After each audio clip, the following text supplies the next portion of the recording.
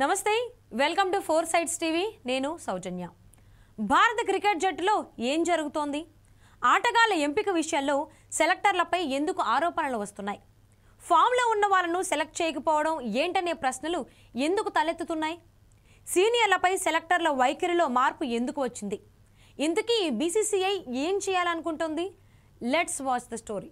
భారత ప్రధాన బౌలర్ అయిన మహమ్మద్ షమీని ఆసీస్ టూర్కు సెలెక్ట్ చేయలేదు కొంతకాలంగా టీమిండియాకు దూరంగా ఉన్నాడు గత వరల్డ్ కప్లో అద్భుత ప్రదర్శన కనబరిచిన తర్వాత గాయం కారణంగా చాలా రోజులు రెస్ట్ తీసుకున్నాడు షమీ తర్వాత జట్టులోకి వచ్చిన సెలెక్టర్లను ఆకట్టుకోలేకపోయాడు తనను ఆస్ట్రేలియా పర్యటనకు ఎంపిక చేయకపోవడంతో ఆగ్రహంతో ఉన్నట్టు తెలుస్తోంది చీఫ్ సెలెక్టర్ అజిత్ అగార్కర్ టార్గెట్గా తీవ్ర విమర్శలు చేశాడు 20 రోజుల్లోనే 3 సార్లు ఒకరినొకరు విమర్శించుకుంటూ బహిరంగంగానే గొడవపడ్డారు కంగారూలతో టీమిండియా 3 వన్డేలు 5 టీ20 మ్యాచ్లు ఆడనుంది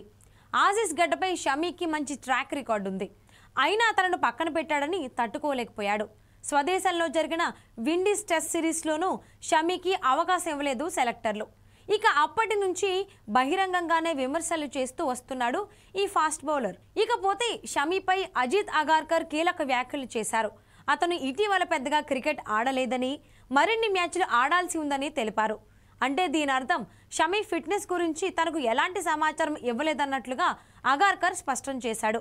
దాదాపు 2 వారాల తర్వాత అంటే అక్టోబర్ 14న షమీ తన ఫిట్నెస్పై వస్తున్న పుకార్లకు చెక్ పెట్టాడు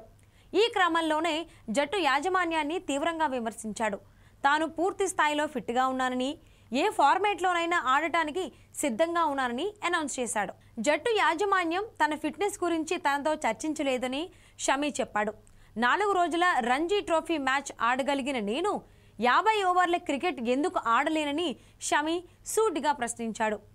భారత జట్టు నుంచి ఎవరూ కూడా ఫిట్నెస్ విషయంలో తనతో మాట్లాడలేదని తెలిపాడు తాను ఫిట్గా లేకుంటే రంజీ ట్రోఫీ ఆడకుండా ఎన్సీఏలో ఉండేవాడునని షమీ క్లారిటీ ఇచ్చాడు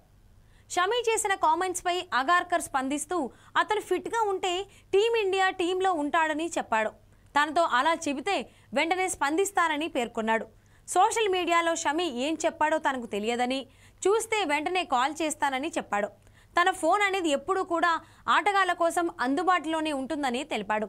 గత కొన్ని నెలలుగా షమీతో చాలాసార్లు మాట్లాడాలని వెల్లడించాడు షమీ దేశం తరపున అద్భుతమైన ప్రదర్శన ఇచ్చాడు అతను ఏదైనా చెబితే డైరెక్ట్గా తనతో మాట్లాడాలని సూచించాడు కానీ అతను ఫిట్గా ఉంటే ఫ్లైట్లో ఉండేవాడు